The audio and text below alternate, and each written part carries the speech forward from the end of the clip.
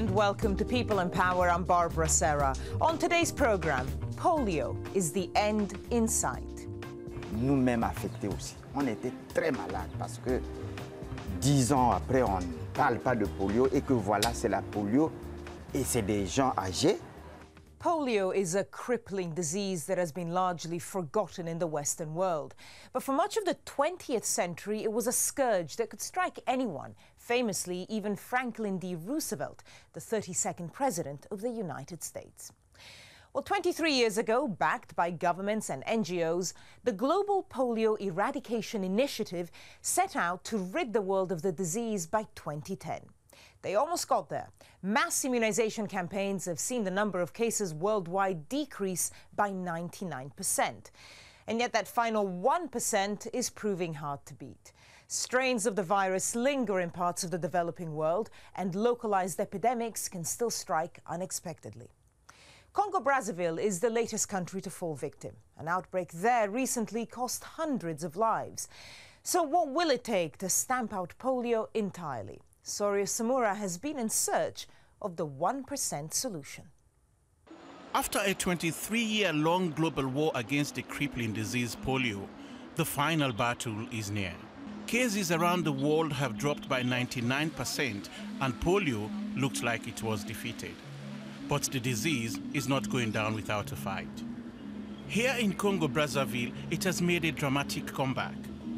10 years ago, they thought they had seen the last of this disease. But since October, 220 people have died, and a further 368 have been paralyzed.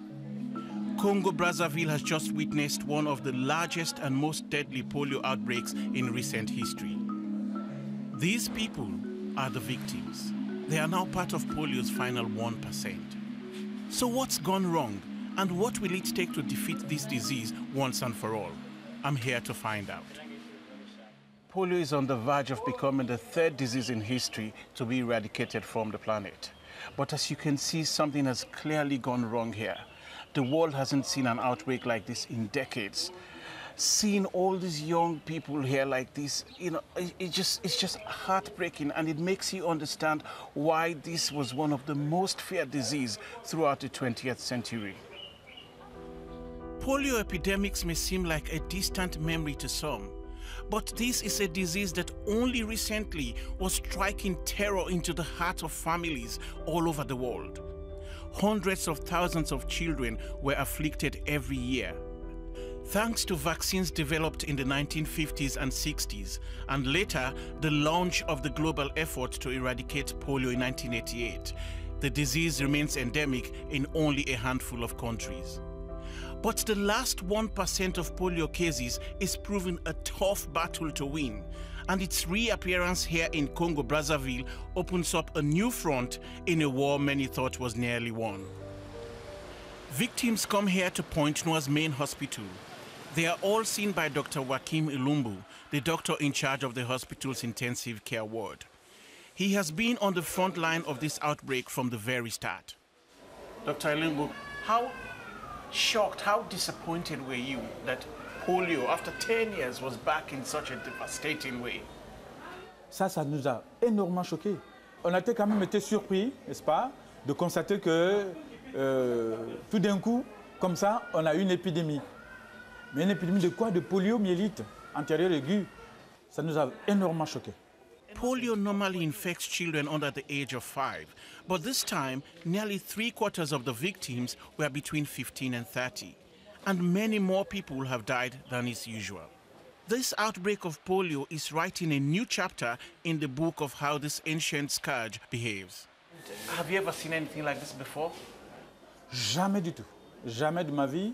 De ma vie professionnelle, ça fait 20 ans que je suis en tant que médecin. Je n'ai jamais vu ça de ma vie. It seems like the outbreak is dying down now. There's only been one new case in the last 10 days. But with so many already struck down by the disease and so many unanswered questions, the fallout is only just beginning. Dr. Ilumbu is taking me to meet the most recent victim, a young man called Brice. He has been in intensive care for 10 days now and is breathing through a ventilator. Brice is unable to speak and he's totally paralyzed from the neck down. C'est exactement comme ça qu'ils revenaient, qu'ils arrivaient ici. Une maladie qui atteint la moelle épinière. C'est comme ça commence au niveau des membres inférieurs et ça monte comme ça au niveau des membres supérieurs. Et ça atteint le cerveau qui est ici, foutu. Là, vous voyez bien qu'il est conscient, il nous entend, il mange, mais il a des problèmes pour respirer parce que déjà, le centre de la respiration était atteint. It's terrible to see such a young man reduced to this condition. Polio is a disease that attacks the nervous system. It can cause irreversible paralysis in a matter of hours. There is no cure, but some victims can regain their mobility with physiotherapy. Brice's only hope is that through this treatment, he might be able to breathe on his own again. The aid agency Médecins Sans Frontières is looking after Brice's rehabilitation. He is the last victim here in a critical condition. But for those lucky enough to have survived this stage, they must now come face to face with polio's crippling effects. This is the clinic where victims come for their physiotherapy. This young man is called Beryl. He's a student who was struck down with the disease 6 weeks ago.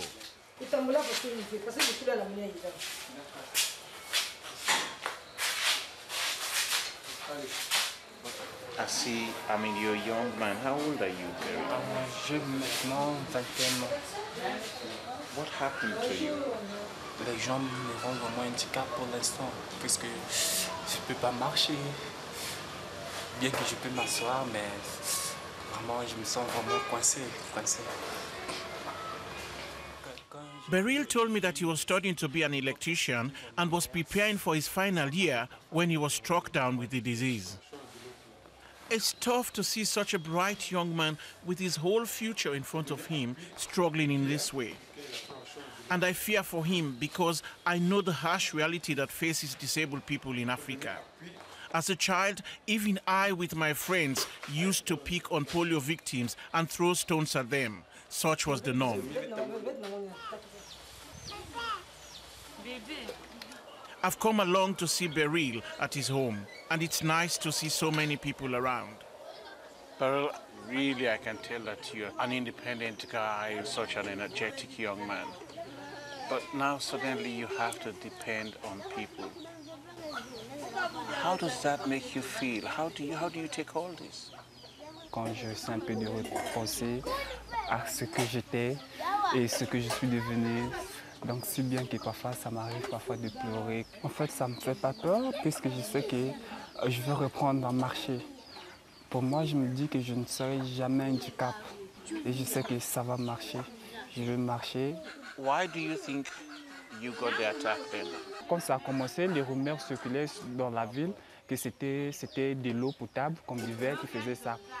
Maintenant, quand je me rends compte qu'il y a certains aussi qui avaient arrêté avec de l'eau potable, qui buvaient que de l'eau en bouteille, de l'eau pure, et s'ils étaient contaminés facilement, je me dis, mais qu'est-ce qui fait ça? Qu'est-ce qui fait ça?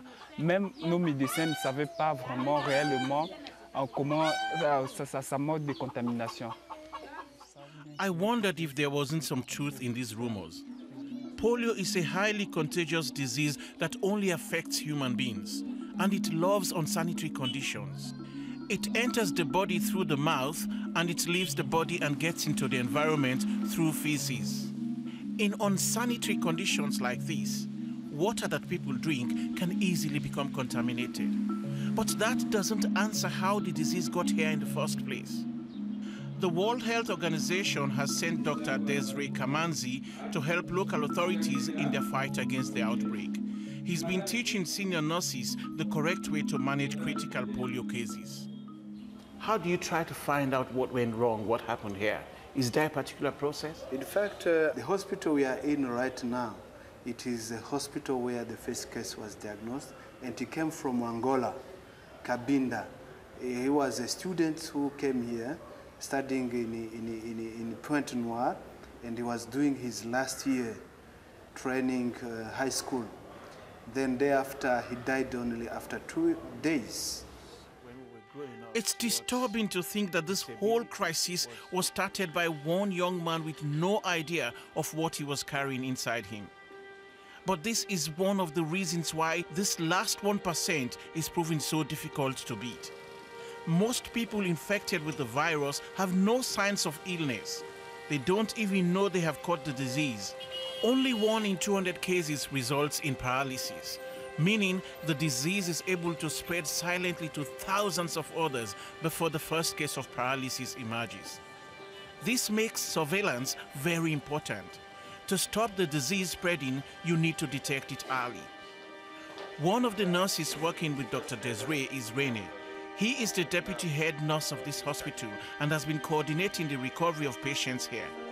He is also the man in charge of polio surveillance for Loangeli district, the district of the city most heavily affected by this outbreak. Au départ, sinon vraiment tout le monde avait peur parce qu'on ne savait pas qu'est-ce que cette maladie-là. Parce qu'il y a des gens qui mouraient paralysés, mourir. Alors, mais curieusement, c'est les enfants de 18 ans, 20 ans, 25 ans. Donc ça nous a paru comme une autre pathologie. Ça, quand on nous a dit que c'est la polio, nous, on était nous-mêmes affectés aussi. On était très malades parce que 10 ans après, on ne parle pas de polio et que voilà, c'est la polio et c'est des gens âgés. The war against polio is the single most ambitious health initiative the world has ever undertaken. But for it to work, new cases need to be found and reported immediately. So every week, Rene checks health centers in his district. It is people like him throughout every country in the world that makes it possible to pinpoint where and how the virus is still circulating. Bien, bonjour tout le monde. Combien de cas de suspicion de polio? Ce mois-ci, il n'y a rien. It looks like Rene has the all clear for this week, and he told me there haven't been any new cases in his area for over 2 weeks. As the epicenter of the outbreak, Rene's district accounted for a full 45% of all the cases recorded in the city. I asked him why he thought his district was so heavily affected. Quand vous voyez ici, c'est presque les bas-fonds de Pointe-Noire, puisqu'il y a la plus forte population, et que la majorité des nouveaux quartiers, il n'y a pas encore les structures sanitaires qui sont très bien développées. Par exemple, l'approvisionnement en eau potable, ils ont des difficultés d'eau ici. Parfois, ils utilisent même l'eau de puits. Hearing about these problems, it made me angry that, as usual, it is the poor and the vulnerable that suffer most. But polio can only strike when there are enough people who haven't been properly vaccinated. Effective immunization is the first line of defense, and somehow these defenses have been broken. We asked the Ministry of Health to give us a comment, but they weren't able to. It's time to see how Brice was getting along. I caught up with him at the hospital. He was there with his older brother, Jocelyn. Brice, how are you? You feeling better? His condition seemed to have improved a little, and he was even moving his hands and feet. Doc, let's talk about Brice. Is he going to survive? En principe, il peut survivre si il a de la chance, parce qu'il dépend trop de la machine.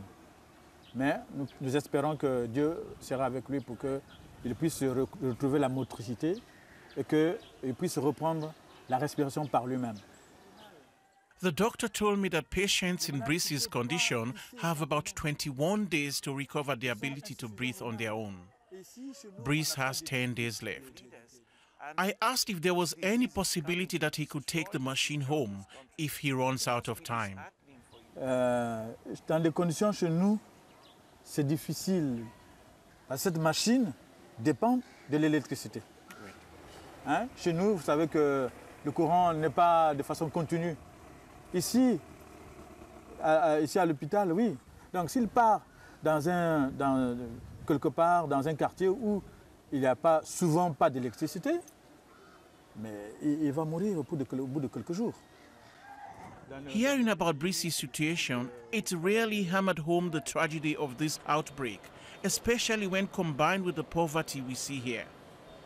Brice may not survive simply because he is poor and from a poor, impoverished country. It's as simple as that.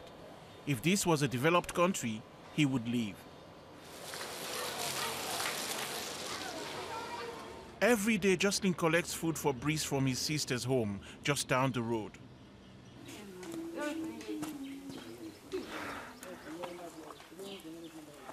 I asked Jocelyn how he felt about the care Brice was being given at the hospital. Il avait la chance d'aller trouver la médecine sans frontières.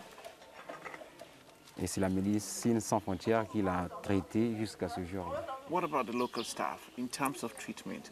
Have they also been that helpful? Non, non, non. Mais qu'est-ce que je peux dire?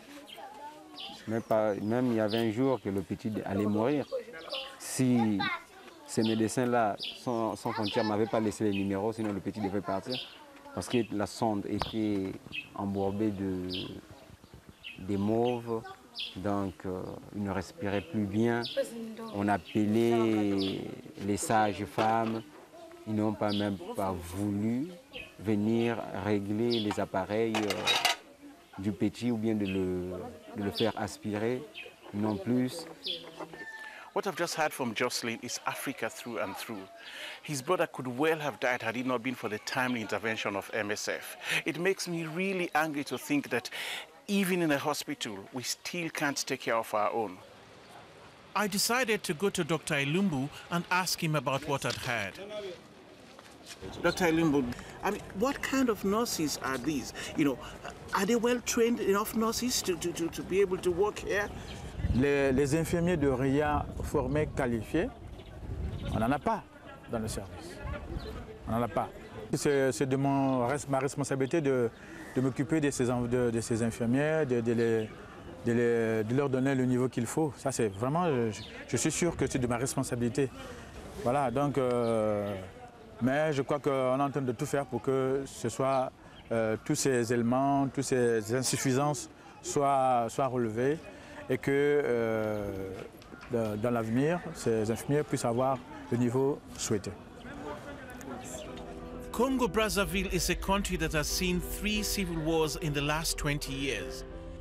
There are so many things here that don't seem to work properly. And the more I see and hear about these difficulties, the more I feel that the dream of a polio-free world may not just be about vaccines and immunization campaigns, but also about conditions of poverty, instability, and poor infrastructure. But right now, there is an outbreak to deal with, and vaccines are the best weapon we have. I've joined up with UNICEF in Brazzaville, the capital city of the country. I'm with a team of independent monitors who are part of the ongoing nationwide vaccination campaign. Also here today is the country director of the World Health Organization, Dr. Yusuf Gamatier.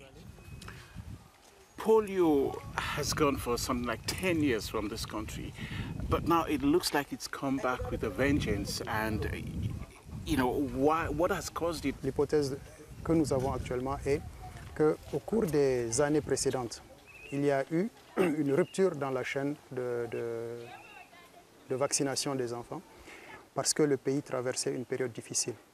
The doctor explained that it is not just here, but the whole West African region that has been facing a wave of recent outbreaks. Voilà pourquoi il est absolument fondamental, il est important que des efforts soient conjointement menés au niveau de toute la région, au niveau de toute la sous-région, pour définitivement arrêter la circulation du poliovirus sauvage. But doc, it's just the last percent. Why is it so stubborn? Ce sont les derniers pourcentages qui sont les plus difficiles à atteindre. Et c'est très important de le savoir parce que c'est là où on a besoin de redoubler d'efforts. Autrement, tout ce qu'on aura investi pour les 99 premiers pourcents, si on n'arrive pas à atteindre ce premier pourcentage, risque d'être des efforts anéantis. I'm tagging along with these vaccination monitors who are just trying to mop up, make sure that everybody, nobody is left out. But for now, I'm going to try and make sure that I get my booster as well, just to be safe. The vaccine is given in 3 separate doses. The last vaccination campaign was to give the second dose to the entire population and finished only a few days ago. If this campaign has been successful, the monitoring team should find only a few people who were missed. Kind of a little bit spicy. Not exactly what I was expecting. For the country to be safe, the great majority of the population need to be vaccinated. If a lot of people are missed, it can cause general immunity levels to drop. And that means the gate is open for polio to return. So I was very surprised by the amount of people that were still needing the vaccine. 15, 16, 17, 18, 19, 20. 20 people. That seems like a lot to me. I mean, considering that the campaign is supposed to be over.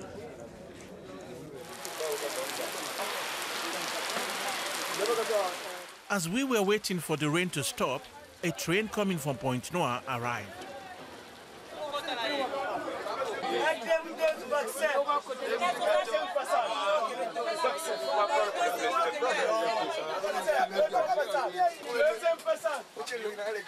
I can't believe in just 2 carriages there are about 20 people who aren't vaccinated. There must be hundreds of people in the entire train that haven't got the vaccine.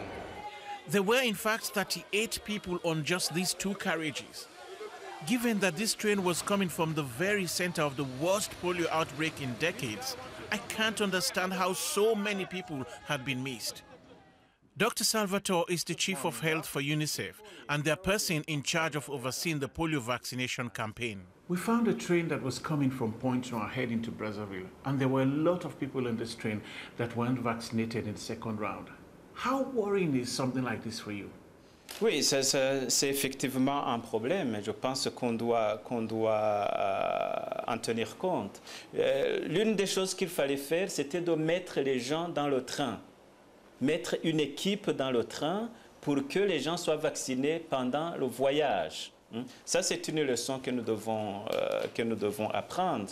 Ça, c'est une stratégie, je pense, que nous devrons utiliser la prochaine fois. Back in Pointe Noire, I'm making my last visit to the hospital to see Beryl. So, Beryl, how is the treatment going? Il y a vraiment de l'évolution, puisque là, j'ai déjà posé quelque part. Ça me rassure, quoi, ça me réconforte vraiment. Je me dis que je ne vais pas finir le mois de janvier, hein. Je vais déjà marcher. Bien que j'aurai des difficultés, ben, ça ira. Oui.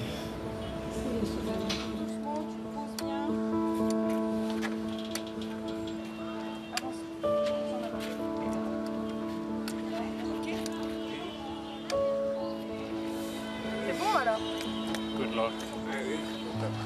Yes. You get better.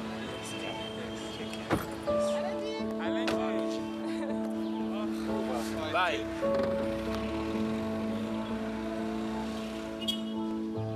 The future for victims of polio is already well established here in Congo-Brazzaville. Many of these people have polio. They caught it at least a decade before this latest outbreak, and in that time, they have learned to live with the disease and their disabilities. Now, yet another generation must make this difficult journey. Let's hope they are the last. We're on the verge of a big medical breakthrough here, the global eradication of polio. But as I've seen in this place, this is still a disease that can strike anywhere at any time and with devastating brutality. As long as polio threatens one person anywhere in this world, people everywhere remain at risk. But in Africa in particular, that risk is compounded by poverty and inadequate health care. This outbreak serves as a reminder of the tragedy that polio can inflict. But if the world can help with this one last big push, then the war against polio can be won. Well, that's it for this edition of People and Power. If you'd like to comment on this episode or any other matter, we'd love to hear from you. Do get in touch on aljazeera.net/English. Until next time, goodbye.